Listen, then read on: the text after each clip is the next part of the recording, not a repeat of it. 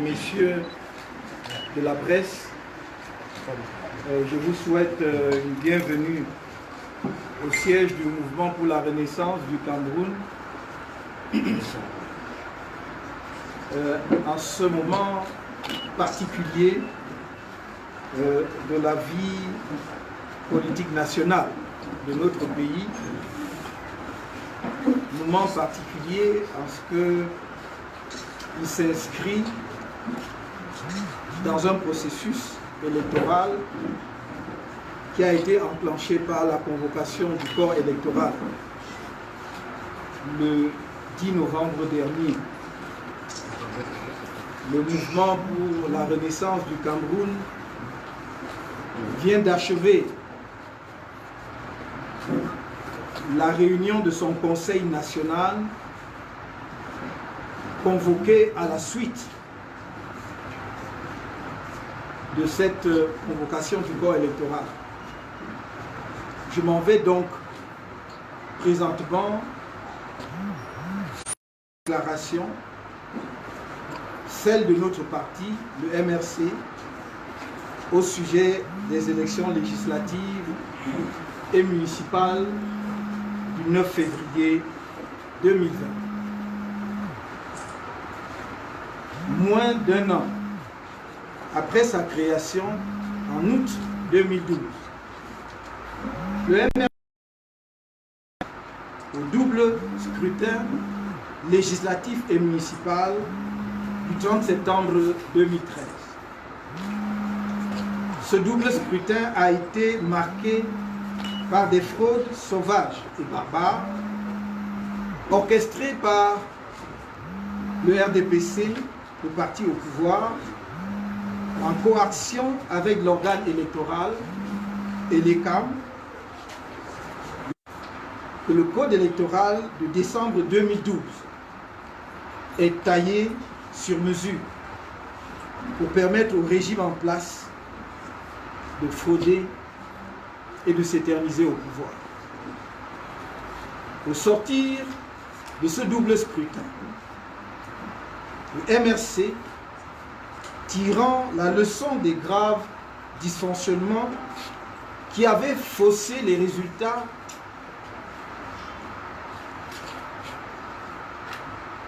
à son détriment, a déposé une proposition de loi tendant à la révision du code électoral à l'Assemblée nationale en novembre 2014. Le règlement de l'Assemblée nationale prévoit qu'après 3 sessions consécutives de cette Chambre, toute proposition de loi régulièrement introduite est d'office inscrite à l'ordre du jour du bureau de l'Assemblée.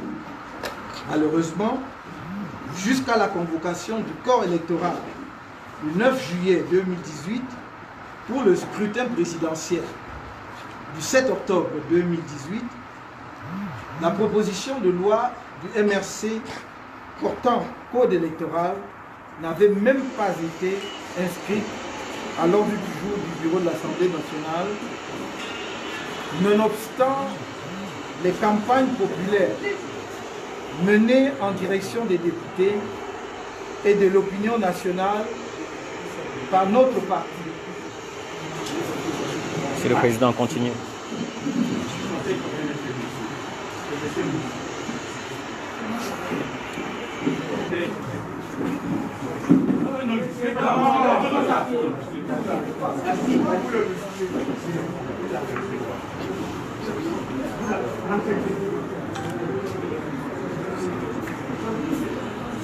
Il y a eu une petite perturbation, vous me permettrez donc de reprendre la phrase.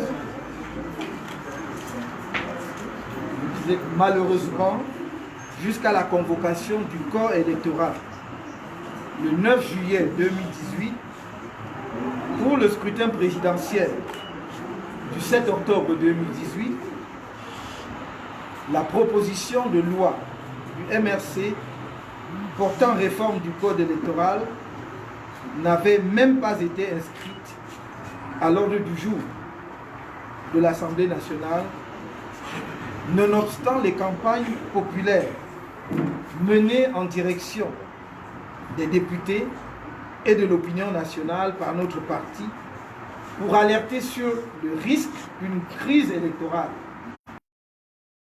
post-électorale, du fait d'un mauvais code. Je signale qu'il ne l'a toujours pas été à ce jour.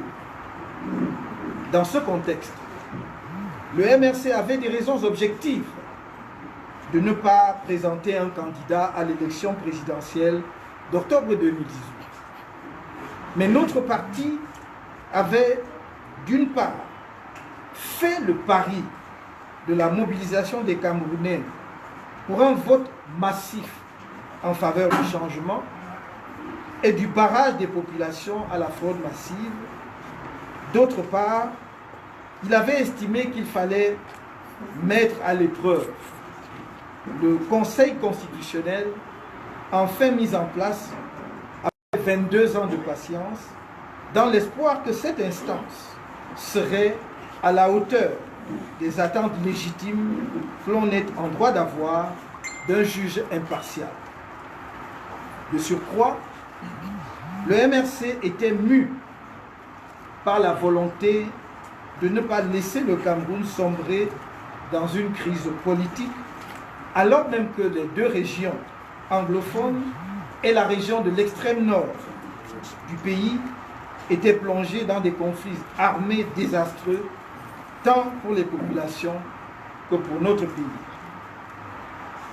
Notre parti se présentait à cette élection avec pour objectif majeur en cas de victoire de réformer les institutions du pays et dans ce cadre-là le système électoral, de mettre un terme à la guerre fratricide dans les régions du nord-ouest et du sud-ouest par une solution politique basée sur un dialogue inclusif et de travailler à mettre un terme au terrible drame humanitaire qui se joue dans l'extrême nord depuis 2014.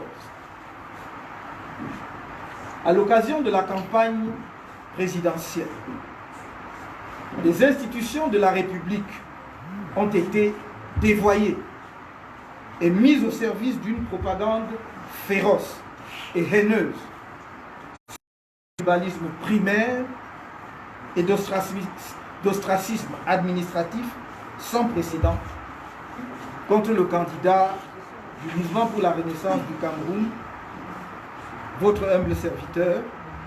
Et malgré cela, celui-ci a remporté le scrutin dans les urnes avec un score de 39,74% contre 38,47% pour M. Paul Biya, en dépit des multiples fraudes extrêmement graves, des irrégularités de diverses natures, des pressions et de la corruption des électeurs, des pressions et des violences sur les représentants du candidat du MRC et des membres de sa coalition dans les bureaux de vote, etc. Cependant, à la suite d'un contentieux post-électoral conduit en mondovision par un conseil constitutionnel dont les membres étaient tous, et demeurent d'ailleurs tous aux ordres du pouvoir, c'est M. Paul Biya qui a été officiellement déclaré vainqueur. Il l'a été en dépit notamment des faits suivants. La récusation de plusieurs membres du Conseil pour leur appartenance au RDPC et ou leur violation des dispositions de la loi relative aux incompatibilités. La production par le candidat du MRC et de ses avocats 32 faux procès-verbaux départementaux non signés et portant sur près de 1 800 000 voix comptabilisées en faveur du candidat du RDPC. La production en pleine audience de faux procès-verbaux par un éminent membre du Conseil constitutionnel.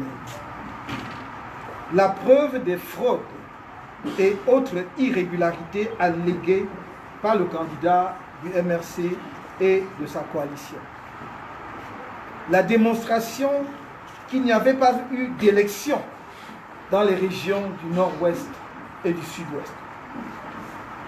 Face à ce hold-up électoral assumé par le régime RDPC et la persistance de la guerre dans le Nozo, le MRC et ses alliés ont lancé un programme national de résistance dès la fin du mois d'octobre 2018 avec pour revendication majeure le recomptage des votes, bureau de vote par bureau de vote, sur la base de la confrontation des procès-verbaux avec les fiches des marginaux. La fin de la guerre civile dans le Nord-Ouest et le Sud-Ouest. La réforme consensuelle du Code électoral.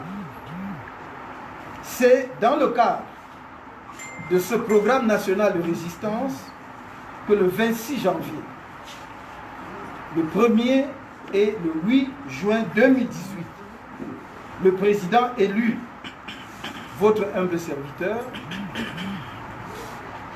des leaders alliés et des centaines de militants et sympathisants du mouvement de la Renaissance pour le Cameroun ont été arbitrairement arrêtés et illégalement détenus alors qu'ils manifestaient pacifiquement, traduits pour un bon nombre d'entre eux devant le tribunal militaire de Yaoundé pour des crimes dont certains sont passibles de la peine de mort.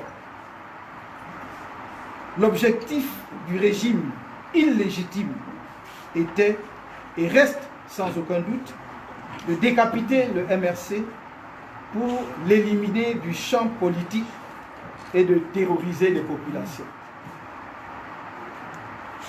Bien que de nombreux militants et sympathisants du MRC aient été libérés, notamment à la suite du communiqué du 4 octobre 2019, le premier vice-président de notre parti, M. Mamadou Yakouba Mota, et 14 autres militants, dont M. Moutaga Sylvanus, sont encore emprisonnés pour leur condamnation injuste à l'issue de procès iniques organisés suite au mouvement d'humeur survenu à la prison centrale de Kondengui le 22 juillet 2019. La participation du MRC au scrutin présidentiel du 7 octobre 2018 et la retransmission à la télévision du contentieux post-électoral devant le Conseil constitutionnel ont permis au peuple camerounais, à la communauté internationale, de réaliser avec quelle brutalité le régime en place fraude pour se maintenir au pouvoir depuis bientôt 40 ans. C'est pour avoir pris conscience du rôle déterminant de la fraude dans la longévité exceptionnelle de ce régime, nonobstant ses piètres performances économiques, sociales et sécuritaires, et malgré l'aspiration profonde du peuple camerounais au changement, que la communauté internationale a recommandé, comme le demandait du reste le MRC, ainsi que de nombreux autres partis politiques et organisations de la société civile, la réforme consensuelle du système électoral avant l'organisation de toutes nouvelles élections au Cameroun. Bien avant cette prise de position, sans équivoque, de la communauté internationale, après le scrutin du 7 octobre 2018, dans un rapport intitulé « Présidentiel revue et corrigée. Vous pouvez trouver ce rapport sur les réseaux sociaux. L'adresse du site est mentionnée dans ma déclaration qui vous sera communiquée, donc chacun peut aller vérifier. Dans ce rapport, donc, même l'organe électoral et l'ECAM qui avait pourtant joué un rôle décisif de la victoire de Maurice Kamto, votre serviteur, avait lui-même, et l'ECAM, recommandé au gouvernement la réforme du système électoral. Lors du fameux grand dialogue national, malgré la volonté grossière de musellement des participants pourtant préalablement sélectionnés par les bons soins du pouvoir, le sultan des Bamoun, Sa Majesté Ibrahim Bobo Njoya, grand dignitaire du RDPC, a recommandé courageusement et publiquement, entre autres, la révision du code électoral, même que le régime était enfermé dans le déni de la crise post-électorale.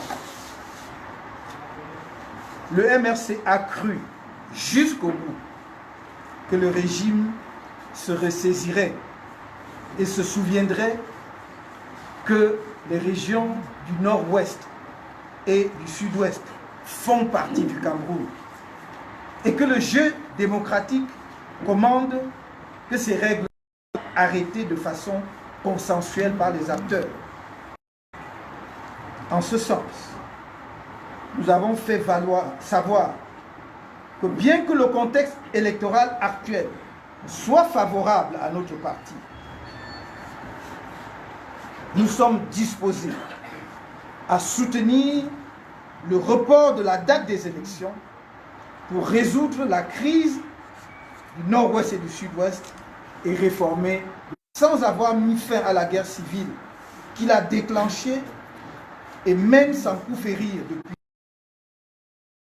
dans le nord-ouest et le sud-ouest et qui a déjà coûté la vie à plus de 3000 Camerounais, fait plus d'1 million de déplacés internes, réfugiés au Nigeria et d'incommensurables dégâts économiques. Rappelons que c'est le gouvernement lui-même qui a déclaré l'extrême nord, le nord-ouest et le sud-ouest régions fiscalement sinistrées.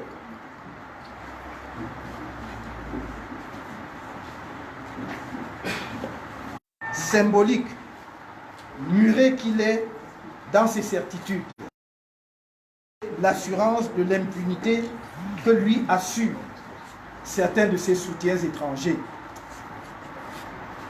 Il n'a pas non plus estimé que la résolution du drame humanitaire suscité par la guerre contre Boko Haram et qui a curieusement laissé indifférentes les élites politiques du septentrion, occupées qu'elles sont à défendre leurs petites positions et privilèges, était aussi importante que la tenue des scrutins à venir. Par cette attitude responsable, il donne une fois de plus la preuve que l'avenir du Cameroun, un pays meurtri, qui lui a pourtant tout donné, ne l'intéresse pas plus que son maintien au pouvoir. On est en droit de se poser la question de savoir quel est le niveau de destruction du pays qui pourra l'amener à se ressaisir.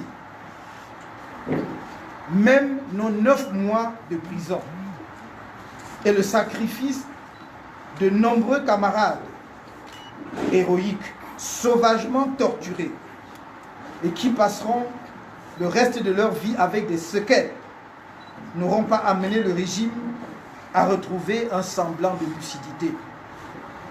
On ne peut laisser le Cameroun entre les mains d'individus incapables de rassembler les Camerounais, avides de pouvoir est prêt à plonger le pays dans le chaos pour le conserver. Au moment où la vie politique nationale entre dans une nouvelle période d'emballement électoral, deux faits majeurs méritent d'être soulignés. Premièrement, tous les indicateurs objectifs montrent aujourd'hui que le peuple camerounais attend avec ferveur le MRC lors du double scrutin du 9 février 2020 pour lui rendre le hold-up électoral dont son candidat à la présidentielle du 7 octobre 2018 a été victime de la part du régime en place. Deuxièmement, le MRC est pleinement conscient que faute pour lui de prendre part au scrutin à venir, il ne pourra pas, dans les conditions du code électoral en vigueur, présenter un candidat à un prochain scrutin présidentiel, la loi électorale exigeant que tout candidat à une telle élection soit présenté par une formation politique ayant au moins un élu, à défaut qu'il rate la nature de personnalité dont on sait qu'elles sont pour les inféodées au régime. De même, le MRC est conscient que, faute d'avoir des conseillers municipaux, il ne pourra pas présenter des candidats à d'éventuelles élections sénatoriales et régionales dans les conditions actuelles. Pourtant, malgré ces constats cruciaux, le MRC a décidé de ne pas prendre part aux élections législatives et municipales du 9 février.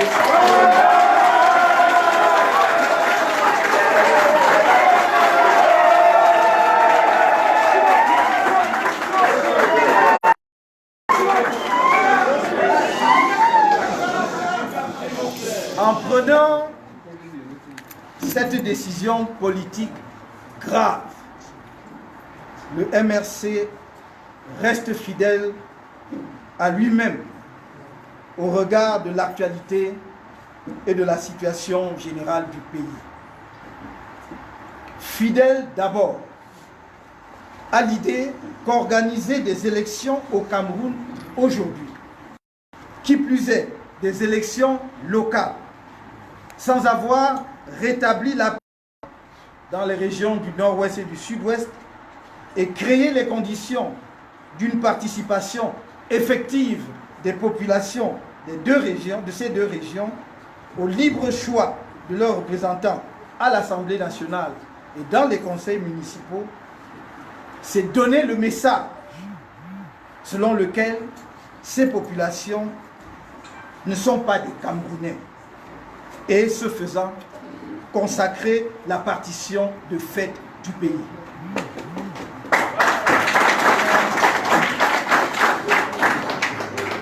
Fidélité ensuite,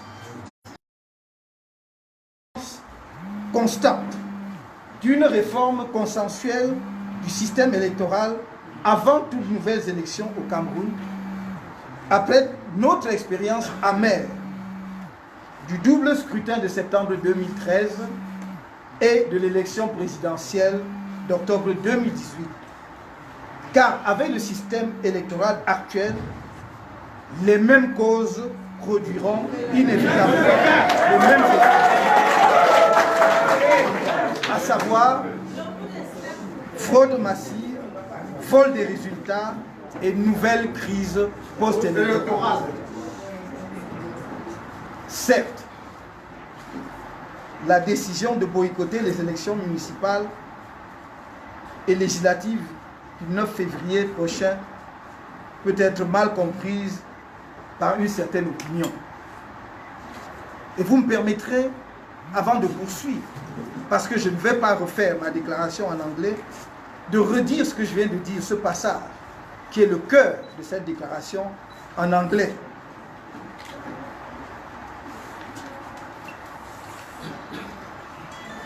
At a time when national political life is entering a new period of electoral excitement, two major facts are worth highlighting.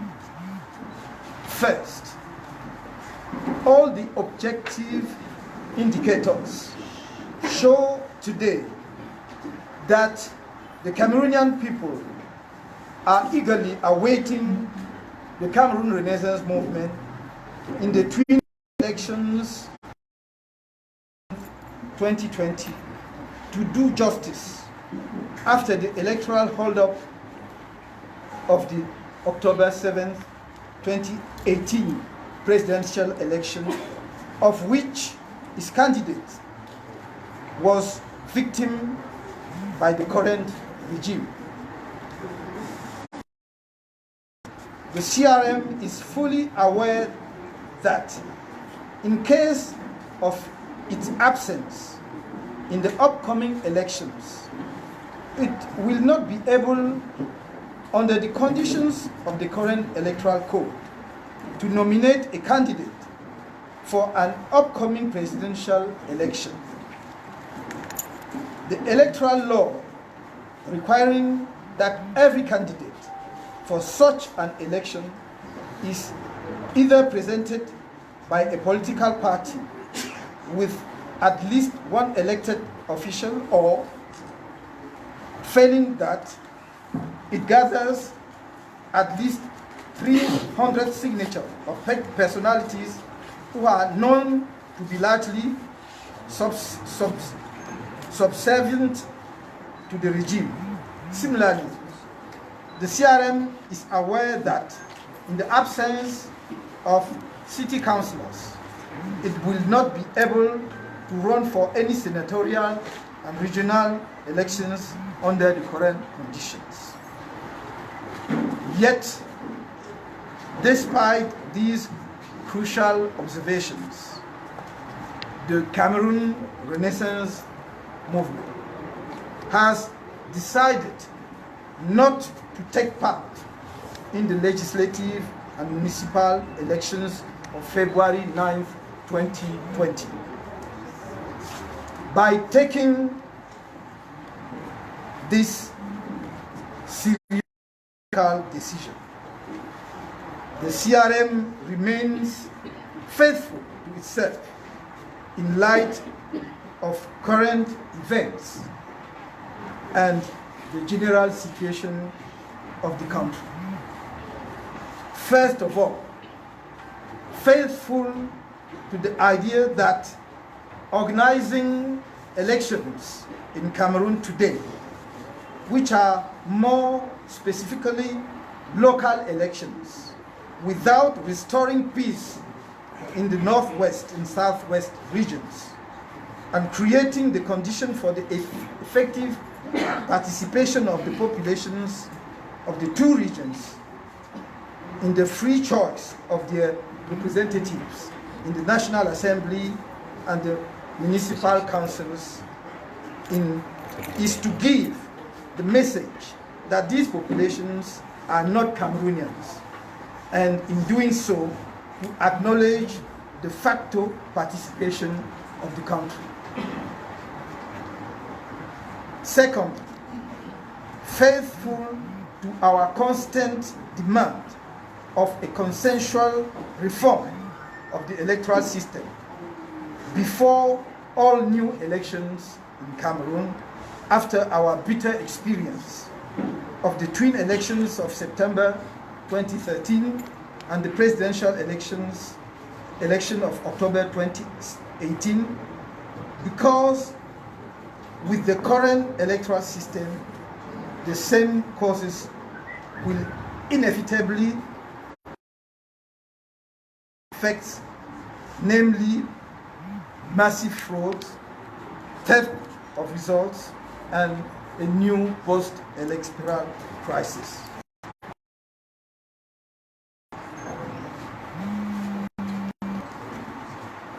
Chacun que notre décision est dictée par l'intérêt supérieur de la nation. L'engagement politique du MRC ne vise pas à s'assurer quelques postes à ses membres ou à lui adjuger quelques sièges dans un système antidémocratique, liberticide et qui conduit le pays vers le chaos sécuritaire et un désastre économique et social. Le MRC est pour bâtir une société nouvelle, une république fraternelle, un État moderne, structuré sur la base d'un transfert de la centrale aux entités organisées qui le composent et fondé sur le socle de l'état de droit, la démocratie effective, le respect des droits et libertés fondamentaux, un développement inclusif se traduisant par un progrès partagé. Dans cette optique, le MRC se conçoit comme un humble serviteur de notre peuple et de notre nation sur lesquels ne peut prévaloir aucun intérêt individuel ou partisan. Le MRC est constant dans l'affirmation selon laquelle la sécession ne saurait être une option pour nos compatriotes du Nord-Ouest et du Sud-Ouest, malgré les graves injustices politiques et institutionnelles dont depuis 1961. Par conséquent, il ne saurait s'associer à la partition de fait ou de droit de notre cher et beau pays, que cette partition soit orchestrée par M. Biya à travers l'organisation d'une nouvelle parodie d'élection qui exclut de fait nos compatriotes du NOZO ou recherchée par les sécessionnistes. En conséquence de tout ce qui précède, le mouvement pour la renaissance du Cameroun a des élections qui ne ramèneront ni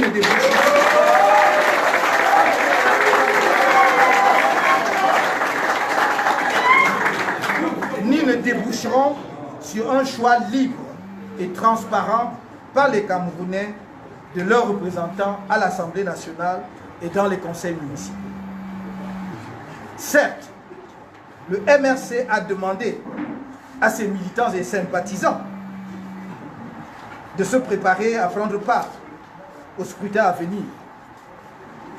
Il était persuadé que dans un sursaut patriotique, le régime en place prendrait en compte les exigences légitimes des Camerounais, même à la dernière minute.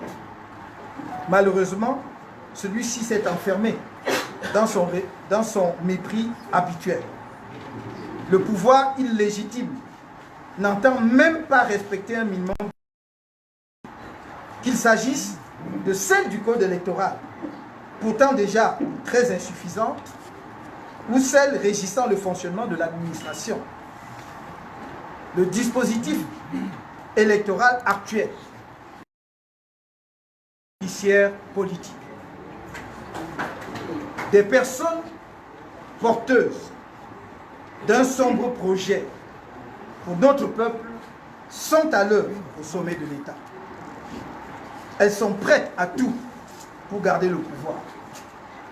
À partir du 9 février prochain, sinon avant, les Camerounais devront s'attendre à tout. Des informations dignes de foi font état d'un projet d'élimination physique du président élu par les Camerounais, qui se tient devant vous, de deux leaders alliés, Christian Penda Ekoka et Albert Tsonga, et de certains cadres du MRC. Le MRC tout en prenant à témoin l'opinion publique nationale et internationale de ces menaces, tient à dire aux extrémistes du régime, qui sont aussi bien des politiques que des membres du système de sécurité, que ces menaces n'ont aucun impact sur sa détermination à offrir une alternative au peuple camerounais.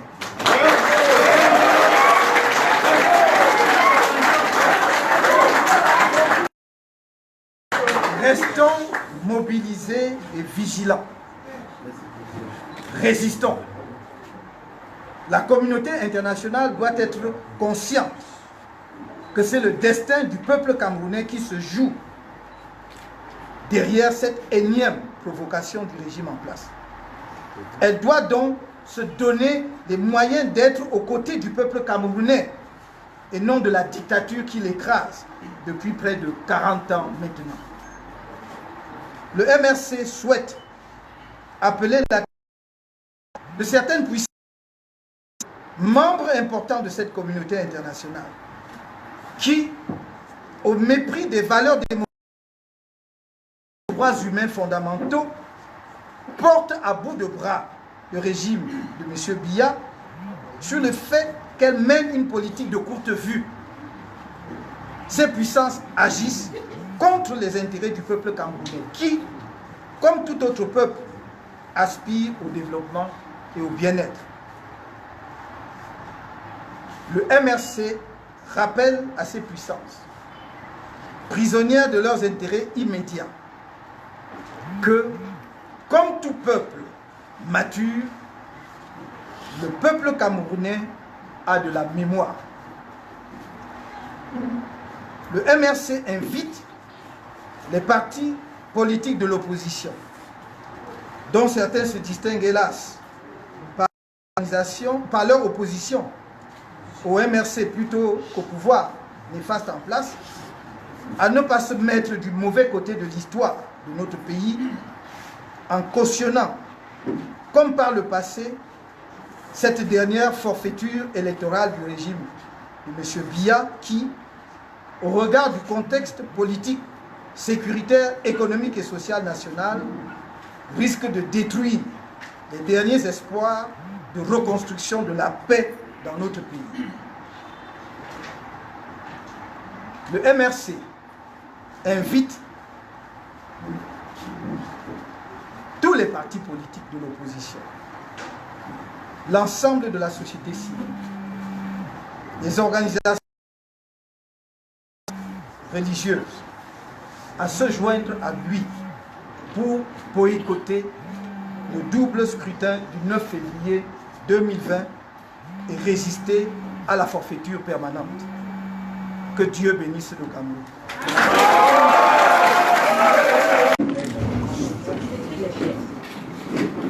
Sache que notre décision de ne pas aller aux élections du 9 février est vraiment fondée sur la déclaration que je viens de faire. Mais l'actualité et les conditions dans lesquelles se prépare ce scrutin montrent que même si nous avions décidé d'y aller, il y a de bonnes raisons et toutes les raisons pour que un parti qui est vraiment dans le combat politique pour le changement dans ce pays n'y aille pas.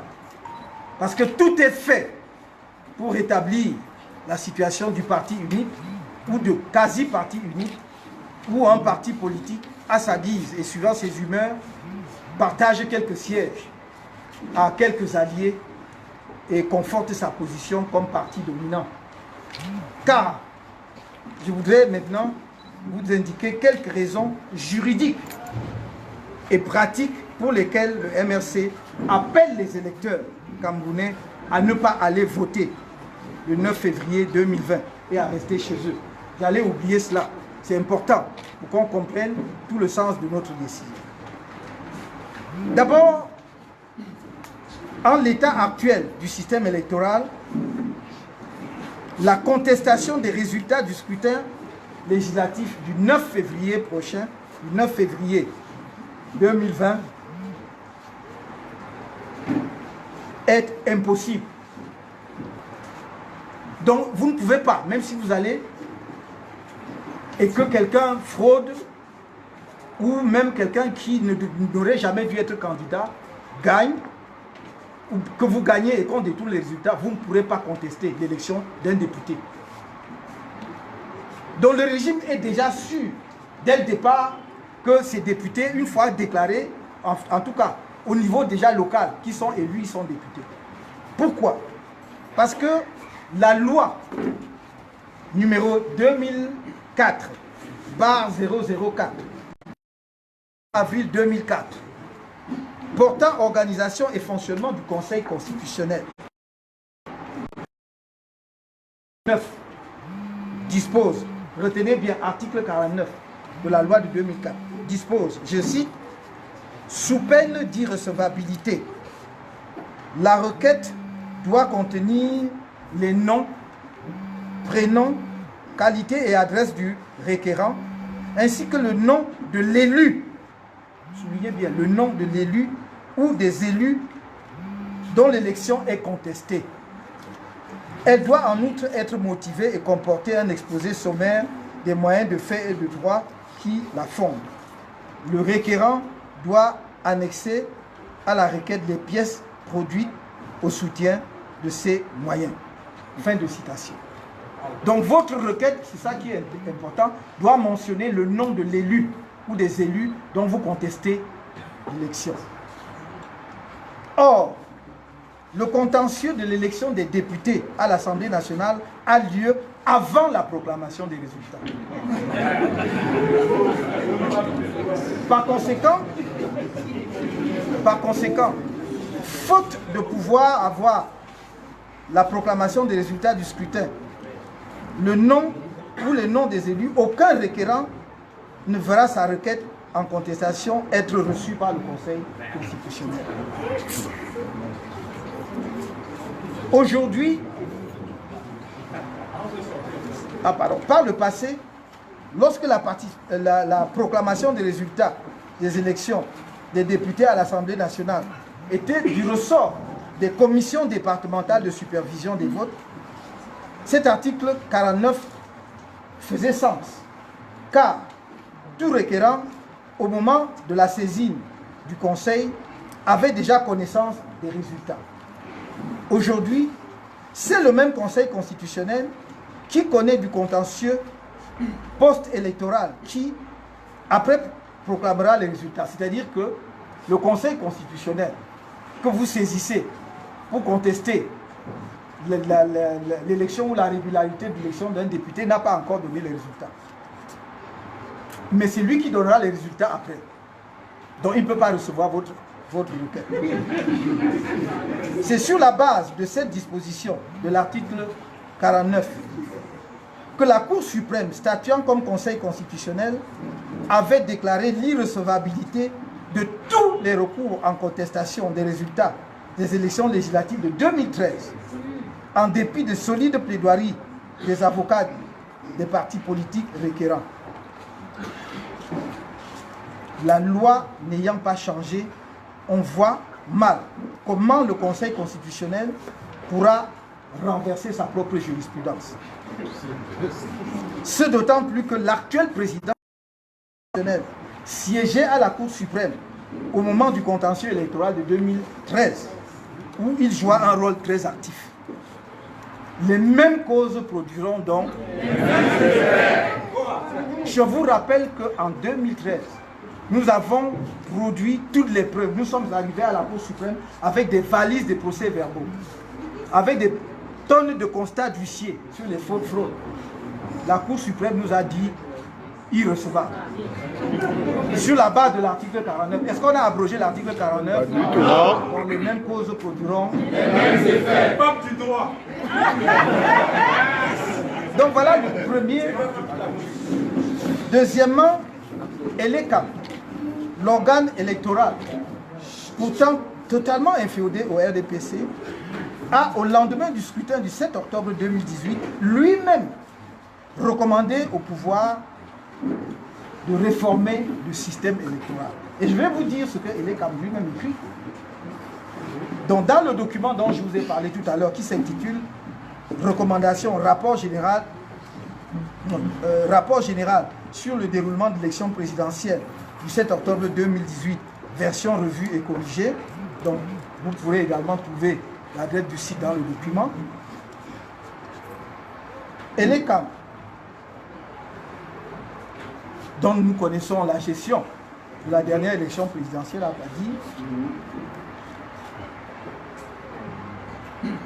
dit ceci. Premièrement, fixer un quota légal des femmes dans la constitution des listes des candidats, un quota également pour les personnes handicapées. Et il propose 35% de femmes, 10% des personnes handicapées et 2% des minorités. Voilà les propositions de l'ECA. Deuxièmement, réguler l'intervention des autorités administratives au sein des commissions locales de vote. Bon, et l'ECA lui-même est conscient que la très forte présence des autorités administratives et leur intervention intempestive ne crée pas les conditions favorables pour des élections justes et transparentes.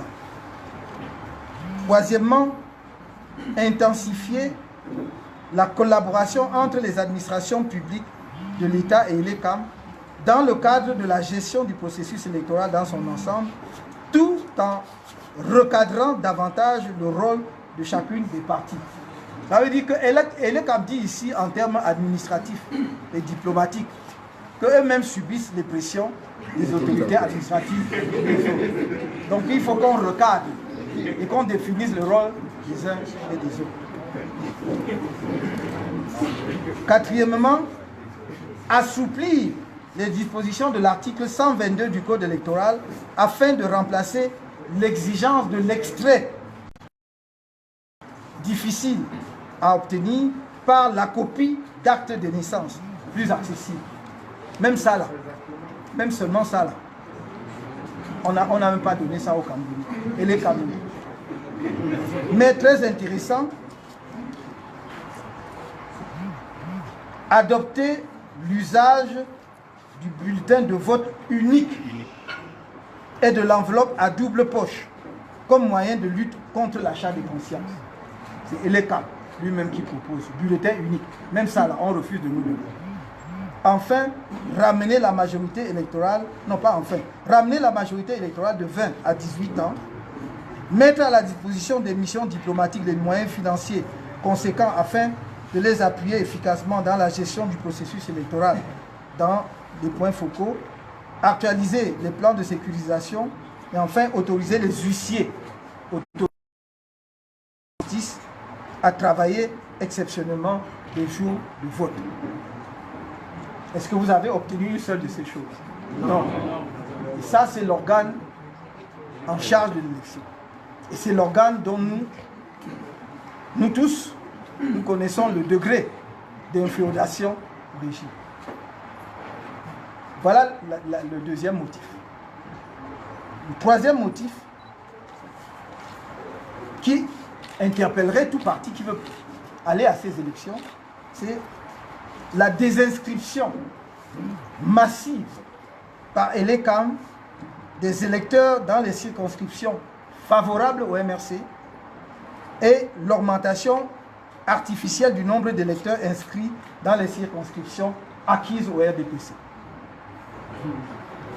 Et je vous donne les faits, parce que peu avant la convocation du corps électoral le 10 novembre 2019, le pouvoir a engagé à travers Elekam une honteuse campagne de désinscription massive des électeurs dans toutes les zones du pays où le candidat du MRC était arrivé en tête lors du scrutin présidentiel du 7 octobre 2018.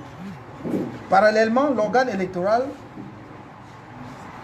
a augmenté artificiellement le nombre d'électeurs inscrits dans les zones où le candidat du RDPC était arrivé premier. Le MRC a interpellé Elekam par écrit par des moyens laissant trace, dont nous n'avons pas, nous ne sommes pas contentés de protester verbalement, sans que les responsables de cet organe soient en mesure d'apporter la moindre explication à leur forfait. Le MRC est disposé à mettre à la disposition de toute institution nationale ou internationale les preuves de ces accusations qui sont graves. Donc nous avons les preuves. Si on veut, nous les mettrons à la disposition de la presse comme de tous les institutions. Voilà le troisième motif. Quatrième motif, de grossières obstructions administratives orchestrées par le régime pour empêcher aux candidats du MRC de constituer leur dossier de candidature. Depuis la convocation du corps électoral, à travers tous les pays et sur instruction du régime, les Camerounais et le monde entier ont été témoins des blocages administratifs que le pouvoir a dressés face aux candidats à la candidature du MRC, mais aussi des brimades et des actes de violence inqualifiables dont certains d'entre eux ont été victimes. Il ne vous a pas échappé, à vous, la presse, qui est très perspicace, que peu avant la convocation du corps électoral, on a fait un mouvement de la préfectorale. On a nommé de nouveaux sous-préfets, qui, comme par hasard, sont les plus zélés sur le terrain. Je ne vais donc pas ici faire des déductions, chacun peut constater.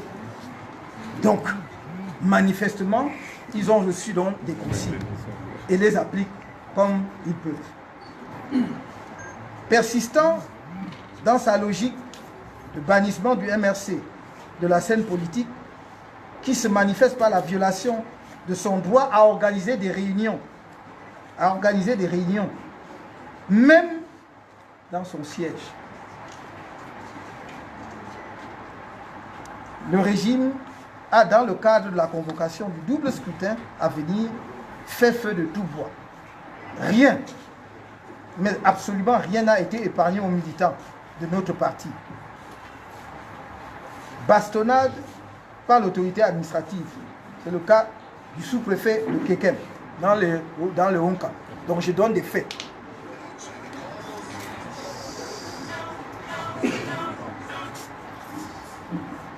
Donc, bastonnade à la sous-préfecture du Kekem. Désertion organisée des services par les autorités administratives et municipales. À Bangou dans les hauts plateaux, Eboné dans le Mungu, Ambam dans la vallée du Ntep, etc. Signature de documents sur la base de considérations tribales, sous-préfecture de Yaoundé 3. Corruption à ciel ouvert dans les services de la justice et des impôts. Dans certaines localités, menaces de représailles sur les huissiers qui acceptent de procéder à des constats par des procureurs. Désertion et refus assumés d'assigner des extraits d'actes de naissance de certains candidats du MRC. Confiscation pure et simple du dossier avec menace de faire intervenir les forces de sécurité pour agression. C'est le propos tenu. Agression et séquestration et rébellion. Ils aiment tellement ce mot rébellion. De l'autorité si le ou les candidats réclament la restitution de leurs documents. Dans les médias, sur les réseaux sociaux, à travers de multiples témoignages, des Camerounais et le monde entier ont pu voir comment le régime a criminalisé l'appartenance au MRC. Tous les obstacles administratifs dressés sur le parcours des candidats du MRC